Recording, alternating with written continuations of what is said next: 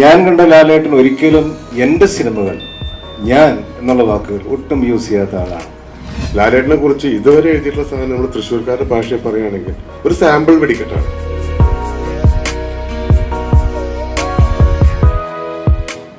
ലാലേട്ടൻ ഒരു യൂണിവേഴ്സിറ്റിയാണ്, ഞങ്ങളൊക്കെ സ്റ്റുഡൻസാണ്. സോ പഠിക്കാൻ ഒരുപാട് കാര്യങ്ങളുണ്ട്. എന്ത് കാര്യങ്ങളും നമ്മൾ നെഗറ്റീവായിട്ട് എന്തെങ്കിലും പറഞ്ഞാൽ അത് എങ്ങനെ അത് പോസിറ്റീവ് ആക്കണം എന്നുള്ള ഒരു നമുക്ക് എപ്പോഴും പാഠം ലാലേട്ടൻ്റെ അടുത്ത് നിന്ന് പഠിക്കാൻ പറ്റും.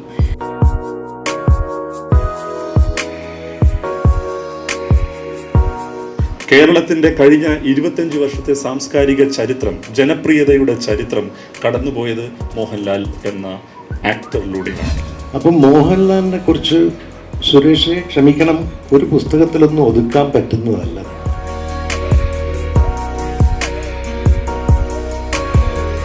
ഞാൻ സുരേഷിനോട് പറഞ്ഞത് ഈ വിസ്മയം എന്ന വാക്ക് ലാലിന് ഏറ്റവും ഇഷ്ടപ്പെട്ട വാക്ക് പോലെ തന്നെ എന്നും ലാൽ നമ്മളെ വിസ്മയിപ്പിച്ചിട്ടേ ഉള്ളൂ. 80കളിൽ പട്ടാളത്തു നിന്ന് ലീവിന് വരുന്ന സമയത്ത് തേടിപ്പിടിച്ച് പടങ്ങൾ കണ്ടിരുന്നു മോഹൻലാലിൻ്റെ. അങ്ങനെ ഒരു സിനിമയിൽ ഞാൻ അഗാധമായിട്ട് അദ്ദേഹത്തെ സ്നേഹിക്കാൻ തുടങ്ങി.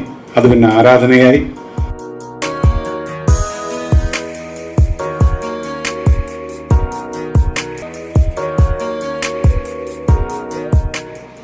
എന്നെക്കുറിച്ച് പറഞ്ഞതിന്, കേട്ടതിന്, കണ്ടതിന്, എഴുതിയതിന്, വായിച്ചതിന്, എന്നെ പ്രത്യക്ഷപ്പെടുത്തിയതിന്, അപ്രത്യക്ഷനായ എല്ലാത്തിനും നന്ദി എന്നൊരു വാക്ക് മാത്രമേ എനിക്ക് പറയാനുള്ളൂ.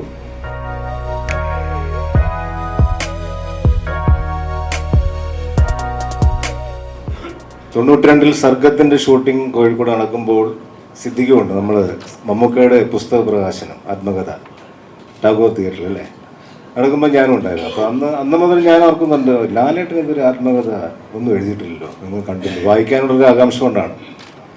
പിന്നെ അദ്ദേഹമായിട്ട് അടുപ്പം തുടങ്ങിയ കാലത്ത് എനിക്ക് തോന്നി ഒരു ആത്മകഥയിൽ ഏറ്റവും കൂടുതൽ എഴുതി ചേർക്കപ്പെടേണ്ട വാചകങ്ങൾ ഞാൻ, എൻ്റേത്, എനിക്ക്, ഇങ്ങനെയുള്ള കാര്യങ്ങൾ ഒരുപാട് ചേർക്കേണ്ടി വരും.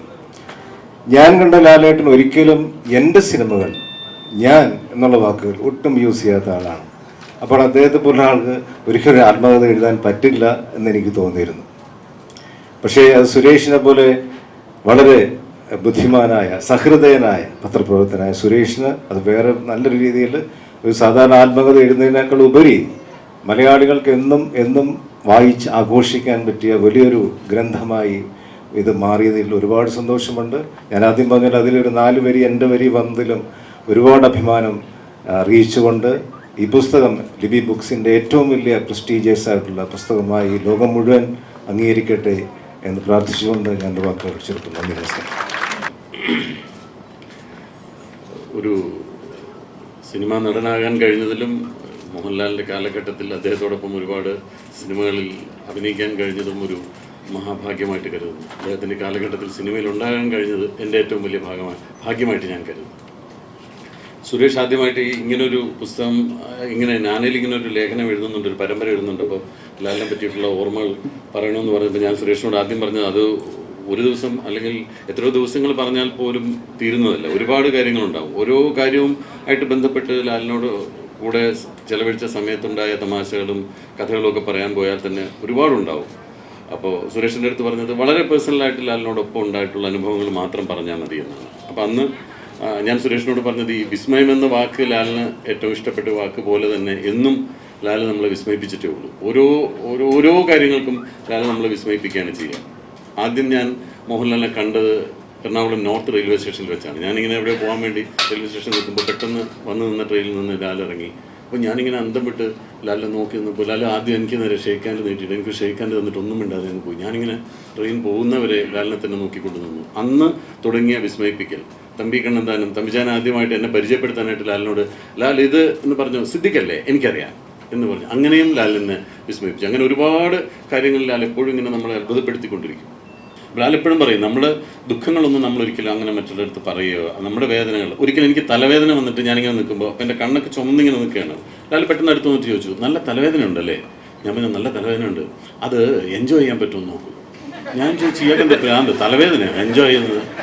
അത് എൻജോയ് ചെയ്യാൻ അത് കുറച്ച് സമയം നമ്മളിങ്ങനെ തലവേദന ഇങ്ങനെ പിടിച്ചുകൊണ്ട് നിന്ന് കഴിഞ്ഞാൽ ഇങ്ങനെ എൻജോയ് ഞാൻ കുറച്ച് ഇങ്ങനെ തലവേദന എൻജോയ് ചെയ്യാൻ തുടങ്ങി. ബാക്കിയുള്ളവർ മുഴുവൻ അത് കേട്ട് വിഷമിക്കാനും തുടങ്ങി. കാരണം എനിക്ക് തലവേദന വരുമ്പോൾ ഞാൻ എന്തായാലും എൻ്റെ ദേഷ്യമൊക്കെ പ്രകടിപ്പിക്കുകയൊക്കെ ചെയ്യും. അങ്ങനെയാണ് മോഹൻലാൽ എപ്പോഴും തലവേദന എൻജോയ് ചെയ്യാനായിട്ട് എന്നെ പറഞ്ഞ് പഠിപ്പിച്ച ആളാണ്. മോഹൻലാലിനെ കുറിച്ച് പറയാൻ ഞാൻ ആരുമില്ല. കാരണം അത്രയും സീനിയേഴ്സും അത്രയും കാലത്ത് പരിചയമുള്ള അവിടേക്ക് മുന്നിൽ ഞാൻ എന്താ എൻ്റെ എക്സ്പീരിയൻസ് പറയാം. ഞാനൊരു ആരാധകനാണ് അദ്ദേഹത്തിൻ്റെ. 80കളിൽ പട്ടാളത്തു നിന്ന് ലീവിന് വരുന്ന സമയത്ത് തേടിപ്പിടിച്ച് പടങ്ങൾ കണ്ടിരുന്നു മോഹൻലാലിൻ്റെ. അങ്ങനെ ഒരു സിനിമയിൽ ഞാൻ അഗാധമായിട്ട് അദ്ദേഹത്തെ സ്നേഹിക്കാൻ തുടങ്ങി. അത് പിന്നെ ആരാധനയായി. പിന്നെ എന്തോ ഒരു ദൈവാനുഗ്രഹം കൊണ്ട് അദ്ദേഹം ഞാനും കൂടെ പരിചയപ്പെടാൻ 94 സാധിച്ചു. പക്ഷെ അതിന് ശേഷമുള്ളത് എന്നും കണ്ടുകൊണ്ടിരിക്കുമ്പോൾ ഇങ്ങനെ അഡ്മയർ ചെയ്തുകൊണ്ടിരിക്കുക അദ്ദേഹം എന്ത് ചെയ്യുന്നതാണ്.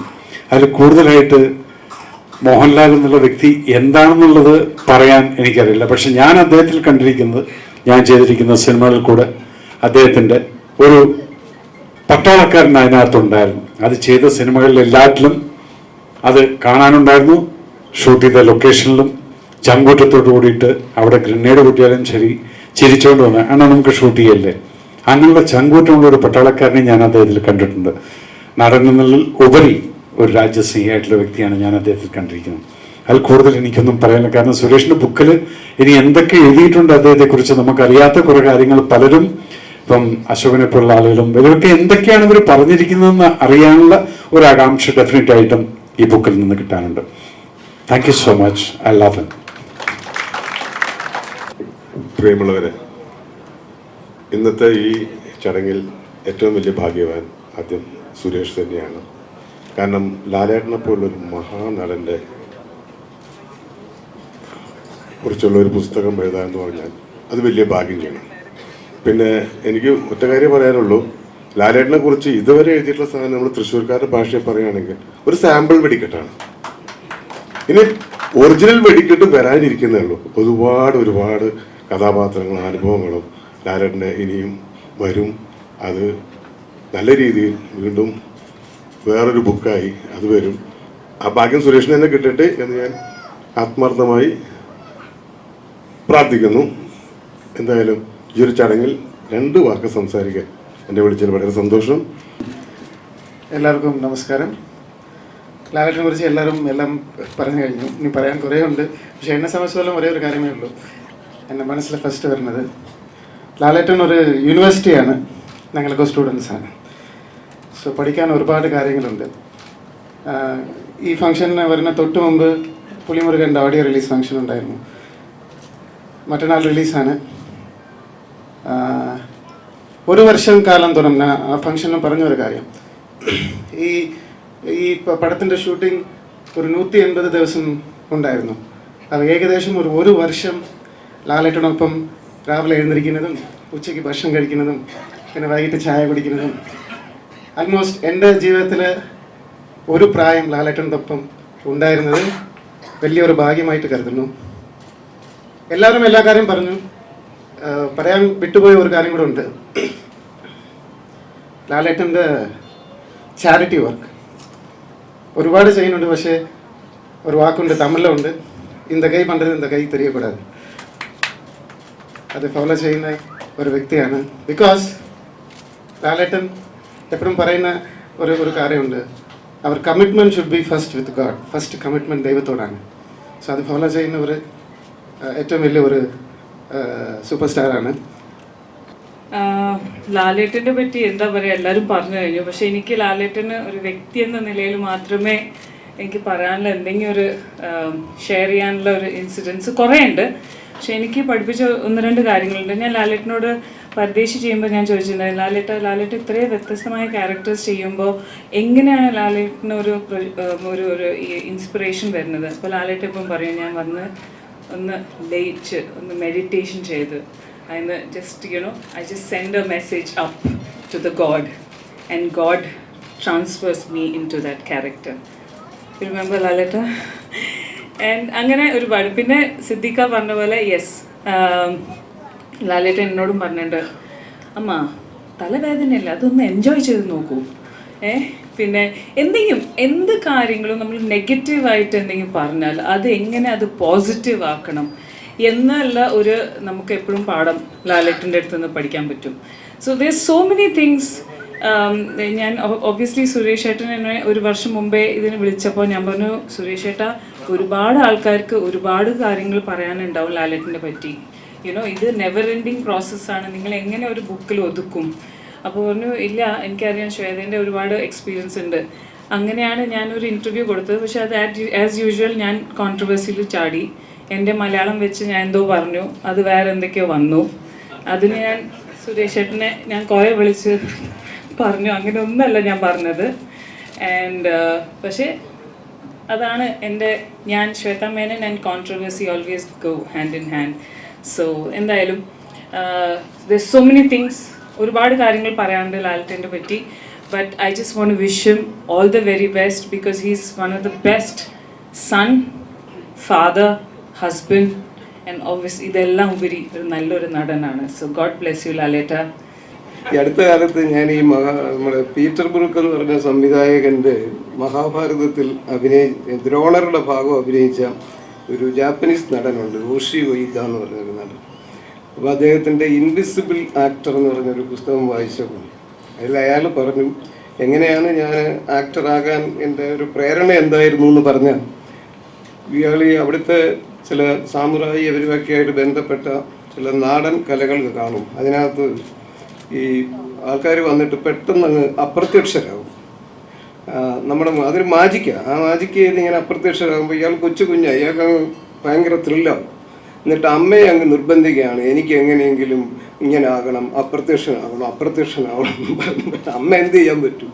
അവസാനം അവരൊരു വേല ചെയ്ത് ഒരു കറുത്ത തുണി കൊണ്ടൊരു ചാക്ക് ഉണ്ടാക്കിയിട്ട് അവനെ അതിനകത്ത് പിടിച്ചിരുത്തിയിട്ട് അമ്മ അവിടെ കിടന്ന് നിലവിളിക്കാൻ തുടങ്ങും, അയ്യോ എൻ്റെ ഓഷി എവിടെ പോയി, ഞാൻ കണ്ടില്ലല്ലോ, ഓഷി ഓഷി എന്ന് കിടന്ന് വിളിക്കുമ്പോൾ ഇവൻ അകത്തിരുന്ന് ആനന്ദിക്കുക, കാര്യം അമ്മ എന്നെ കാണുന്നില്ലല്ലോ എന്നുള്ളത്. ഞാൻ പെട്ടെന്ന് അങ്ങ് ഇൻവിസിബിൾ ആയല്ലോ എന്ന് പറഞ്ഞ് അവൻ ആനന്ദിക്കുകയാണ്. ഒരു ദിവസം ഈ അമ്മയുടെ കൂട്ടുകാരി വീട്ടിൽ വന്നപ്പോൾ അമ്മ പറഞ്ഞു, ഇവന് ഭയങ്കര സിദ്ധിവിശേഷങ്ങളുണ്ട്, പെട്ടെന്ന് അപ്രത്യക്ഷനാകാനുള്ളൊരു കഴിവുണ്ട്, മോനെ ഒന്ന് കാണിക്കടാ എന്ന് പറഞ്ഞ് ഈ ചാക്കിനകത്തേക്ക് അവനെ കയറ്റിയിരുത്തി അമ്മ നെഞ്ചത്തെടുത്ത് നിലവിളിക്കാൻ തുടങ്ങി. അയ്യോ എന്നും പറഞ്ഞു, മോനെ നീ എവിടെയാടാന്ന് വിളിച്ചപ്പോൾ ഈ അമ്മയുടെ സങ്കടം കണ്ടപ്പം കൂട്ടുകാരി പറഞ്ഞു, അയ്യോ നിങ്ങൾ എന്തിനും ഇങ്ങനെ കിടന്ന് ബഹളം വെക്കുന്ന, അവൻ ആ ചാക്കിനകത്തിരിക്കുകയല്ലോ എന്ന് പറഞ്ഞു. അതോടുകൂടി അവൻ്റെ ആ മാസ്മരികതയും അത്ഭുതമൊക്കെ പൊട്ടിപ്പോയി.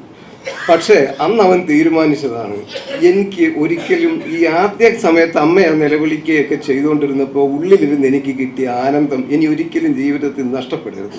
അതിന് പറ്റിയ വഴി ആക്ടറാവുകയാണ്. അങ്ങനെ ആക്ടറാകുമ്പം അയാൾ ചെയ്തുകൊണ്ടിരിക്കുന്നത് നമ്മളോട് പറയുകയാണ്, ഞാൻ ചെയ്യുന്നത് മറ്റുള്ളവർ ചെയ്യേണ്ടതും അയാളുടെ സാന്നിധ്യം ഉണ്ടായിരിക്കെ എങ്ങനെ ഒരു അസാന്നിധ്യം ഉണ്ടാക്കാൻ പറ്റും. മോഹൻലാൽ ഫിസിക്കലി ഉണ്ടായിരിക്കുമ്പം അയാൾ ഇൻവിസിബിൾ ആവുകയും അയാൾ മറ്റൊരു കഥാപാത്രമായി നമ്മുടെ മുമ്പിൽ നിൽക്കുകയും ചെയ്യും. ഞാൻ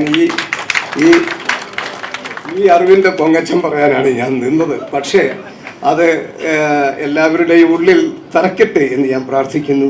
ഇനിയും ഒരുപാട് സമയങ്ങളിൽ എത്രയോ കഥാപാത്രങ്ങൾക്ക് വേണ്ടി ഒരു ചാക്കിനകത്ത് കയറാനും ഇൻവിസിബിൾ ആകാനും അദ്ദേഹത്തിന് ഭാഗ്യം സിദ്ധിക്കട്ടെ എന്ന് ആശംസിച്ചുകൊണ്ട് എൻ്റെ വാക്കുകൾ ഉപസംഹരിക്കുന്നു. നന്ദി, നമസ്കാരം. മലയാളത്തിൻ്റെ ഏറ്റവും ചൈതന്യവത്തായ സാംസ്കാരിക സ്രോതസ്സായി മാറിയ ശ്രീ മോഹൻലാലിനെ അഭിനന്ദിക്കാനും അദ്ദേഹത്തിൻ്റെ യാത്ര കൂടുതൽ സർഗധനമാകട്ടെ എന്ന് ആശംസിക്കാനും മാത്രമാണ് ഈ വേള ഞാൻ ഉപയോഗിക്കുന്നത്. മോഹൻലാൽ എന്ന നടൻ, മോഹൻലാൽ എന്ന സാംസ്കാരിക പ്രതിഭാസം കൂടുതൽ പഠിക്കപ്പെടേണ്ടതുണ്ട് എന്നെനിക്ക് തോന്നുന്നു.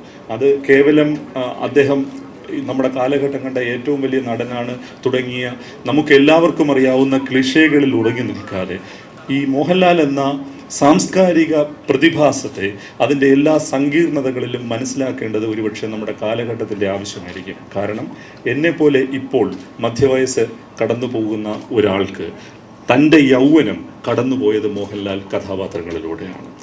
കേരളത്തിൻ്റെ കഴിഞ്ഞ 25 വർഷത്തെ സാംസ്കാരിക ചരിത്രം, ജനപ്രിയതയുടെ ചരിത്രം കടന്നുപോയത് മോഹൻലാൽ എന്ന ആക്ടറിലൂടെയാണ്. മോഹൻലാൽ എന്ന നടൻ്റെ മുഖത്ത് വിരിഞ്ഞ ഭാവങ്ങളിലൂടെയാണ് കേരളത്തിൻ്റെ സാംസ്കാരിക ചരിത്രം കഴിഞ്ഞ 3 ദശാബ്ദ കാലങ്ങളായി എഴുതപ്പെട്ടത് ഏറ്റവും സാർത്ഥകമായി എന്നുള്ളൊരു വാദം കൂടി ഈ വേളയിൽ മുമ്പോട്ട് വയ്ക്കാൻ ഞാൻ ആഗ്രഹിക്കുന്നു. അപ്പോൾ മോഹൻലാൽ എന്ന നടനെ അടുത്തറിയുക എന്ന് പറയുന്നത് നമ്മുടെ സമകാലീന സാംസ്കാരിക ചരിത്രത്തെ, നമ്മുടെ ജനപ്രിയതയെ കുറേ കൂടി സാർത്ഥകമായി മനസ്സിലാക്കുക എന്നുള്ളതാണ്. അപ്പോൾ അദ്ദേഹത്തിൻ്റെ അത്തരത്തിലുള്ള ആഴത്തിലുള്ള ഒരു പഠനം ഈ കാലഘട്ടം ആവശ്യപ്പെടുന്നുണ്ട്. അതിൻ്റെ ഒരു തുടക്കമാകട്ടെ, അതിൻ്റെ ഒരു നാന്ദിയാവട്ടെ, അതിൻ്റെ ഒരു മുഖവുരയാവട്ടെ ഈ പുസ്തകം എന്ന് മാത്രം ആശംസിച്ചുകൊണ്ട് ഞാൻ എൻ്റെ വാക്കുകൾ ചുരുക്കുന്നു. നന്ദി, നമസ്കാരം. ബാലേട്ടൻ പറഞ്ഞ പോലെ ഞാനൊരു അപ്രത്യക്ഷനായ അവസ്ഥയിലാണ്. എൻ്റെ ജീവിതത്തിലെ അല്ലെങ്കിൽ എൻ്റെ സിനിമയെ ഈ 38 വർഷങ്ങൾ എന്നോടൊപ്പം യാത്ര ചെയ്ത് ഞാൻ വീണപ്പോൾ എനിക്ക് കൈതന്ന് എന്നെ സഹായിച്ച് എന്നെ തലോലിച്ച് മുന്നോട്ട് കൊണ്ടുപോയ ആൾക്കാരൊക്കെ തന്നെയാണ് ഇവിടെ ഇരിക്കുന്നത്.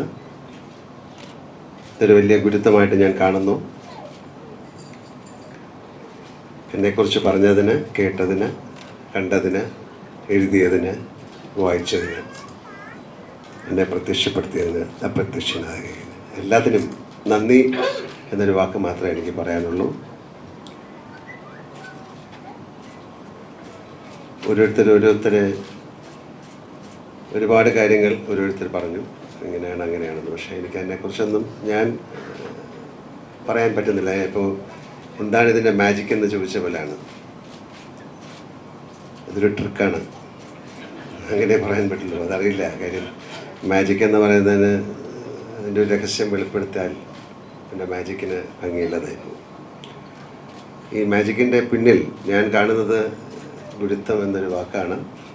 നമ്മുടെ ചെയ്യുന്ന ജോലിയോടുള്ളൊരു കമ്മിറ്റ്മെൻ്റാണ്. നമ്മുടെ കൂടെയുള്ള സഹജീവികളോടുള്ള സ്നേഹം തന്നെയാണ്. ഒരു മനുഷ്യൻ ഒരാളെ സ്നേഹിച്ചാൽ അയാൾക്ക് തിരിച്ച് സ്നേഹിക്കാതിരിക്കാൻ പറ്റില്ല എന്ന് വിശ്വസിക്കുന്ന ഒരാളാണ് ഞാൻ. നിങ്ങൾ നിങ്ങളുടെ പ്രൊഫഷനെ സ്നേഹിച്ചാൽ ആ പ്രൊഫഷൻ നിങ്ങളെ തിരിച്ച് സ്നേഹിക്കുമെന്ന് വിശ്വസിക്കുന്ന ഒരാളാണ് ഞാൻ. നിങ്ങൾ സ്നേഹത്തോടെ ഒരാളെക്കുറിച്ച് എഴുതിയാൽ അത് സ്നേഹത്തോടെ മറ്റൊരാൾ വായിക്കുമെന്ന് ഞാൻ വിശ്വസിക്കുന്നു. അതിൻ്റെയൊക്കെ തുടർച്ചയാണ് ഇത്തരം ഫംഗ്ഷനുകൾ എന്ന് ഞാൻ വിശ്വസിക്കുന്നു. ഇവിടെ എത്തിയ ഓരോരുത്തരോടും. അശോക് 38 വർഷം മുമ്പ് തിരനോട്ടം എന്ന സിനിമയുടെ സംവിധായകനായിരുന്നു. ഞാനും അശോകും കൂടെ. പിന്നെ ഇതിൻ്റെ പ്രത്യേക ഒരു നന്ദി ഈശ്വരനോട് പറയാനുള്ളത്, ഈ ചടങ്ങ് നാനയിലൂടെ വന്ന കുറേ എന്താ പറയേണ്ടത് ലേഖനങ്ങൾ കമ്പൈൽ ചെയ്ത് ഉണ്ടായൊരു ബുക്കാണ്. നാനയിൽ വർക്ക് ചെയ്യുന്ന ഒരാൾ എഴുതിയ ബുക്കാണ്. ഞങ്ങളുടെ സിനിമാ ജീവിതം തുടങ്ങുന്ന നാനയിലൂടെയാണ്. അദ്ദേഹം എന്നില്ല തിരുവങ്കടം മുതലാളി. വളരെ ഏതാണ്ട് 39 വർഷങ്ങൾക്ക് മുമ്പുള്ള കഥയാണ് പറയുന്നത്. കൊല്ലത്ത് ഞാനും അശോകും കൂടെ സ്കൂട്ടറിൽ പോകും, അദ്ദേഹത്തെ കാണും. അന്ന് വളരെ ചെറിയ 10-16 വയസ്സുള്ള കുട്ടിയായിരുന്നു ഞാൻ. അശോകന് കുറച്ച് മൂത്താണ് എന്നെക്കാട്ടിലും. എന്ന് പറഞ്ഞാൽ സിനിമയെക്കുറിച്ച് അന്ന് എന്തോ ഒരു ധാരണ ഉണ്ടായിരുന്നു. പക്ഷേ അദ്ദേഹത്തിൻ്റെ ഒരു ഗുരുത്വവും കൂടെ ഞങ്ങളുടെ ജീവിതത്തിലുണ്ടെന്ന് ഞാൻ വിശ്വസിക്കുന്നു. അപ്രകാരം നാന എന്ന് പറയുന്ന മാഗസിനിലൂടെ വന്ന ഈ പുസ്തകത്തിനും ഞാനതിൻ്റെ ബഹുമാനവും അതിൻ്റെ ഗുരുത്വവും ഞാൻ കൊടുക്കുന്നു. ഒരിക്കൽ കൂടെ എല്ലാവർക്കും അദ്ദേഹത്തിൻ്റെ ഭാഷയിൽ നന്ദി രേഖപ്പെടുത്തുന്നു. ബാച്ചിക്ക, ജോഷി സാർ, എല്ലാവർക്കും, ഓരോരുത്തരെ ഞാൻ എടുത്തു പറയുന്നില്ല, രകപ്പൻ, വയലേട്ടൻ, എല്ലാവർക്കും. പേരുകളിലൊന്നുമില്ല, എൻ്റെ ഹൃദയത്തിൽ എല്ലാവരും ഉണ്ടാകും. ഈ സൗഹൃദവും സ്നേഹവും എന്നും ഉണ്ടാകട്ടെ എന്ന് പ്രാർത്ഥിക്കുന്നു. എല്ലാവർക്കും നല്ലത് വരട്ടെ എന്ന് പ്രാർത്ഥിക്കുന്നു.